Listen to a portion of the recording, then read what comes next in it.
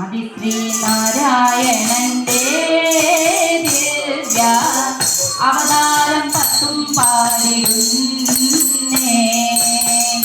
ആദിശ്രീനാരായണന്റെ ദിവ്യ അവതാരം പത്തും പാടിടുന്നേ.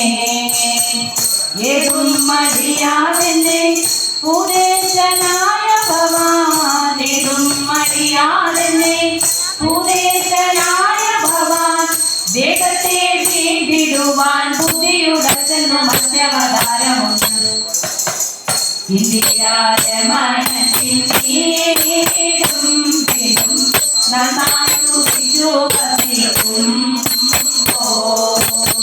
മന്ദാരം മാരുതിയിൽ മുങ്ങിപ്പോകും സമയം, മന്ദാരം മാരുതിയിൽ മുങ്ങിപ്പോകും സമയം, ജനതൂകിലേറ്റി ഒന്നായിട്ടെത്തുവാനാമയായി വന്നു രണ്ട്.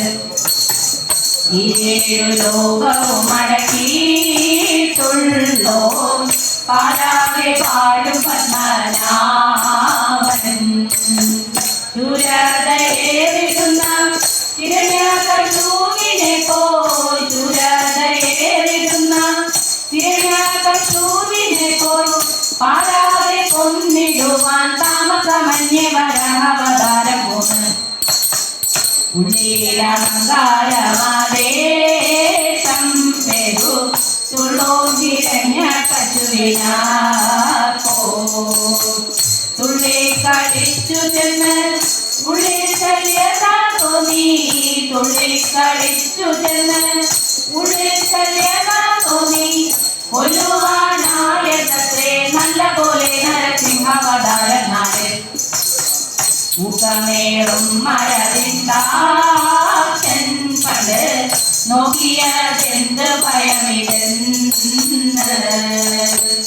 ഉളിയിൽ വാണിടുന്ന മഹാബലിയോടു കൂടി, ഉളിയിൽ വാണിടുന്ന മഹാബലിയോടു കൂടി താഴ്മയായി കേട്ടതത്രേ ഭൂമിയെ മൂന്നടി വാങ്ങുവാൻ വാമനനായതത്. എത്രയും ഭാരമതേറുന്നാൽ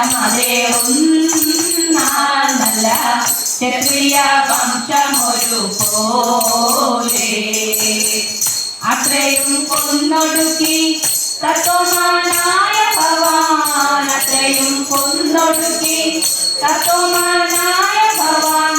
അത്രയും വീഴ്ചിടുവാൻ താമരൻ രാമനായി വന്നതാണ്. ഏവം നിനച്ചു വസിക്കുന്ന വിഷ്ണു ദേവൻ ചെയ്ത കഥയെ കേൾക്കാം.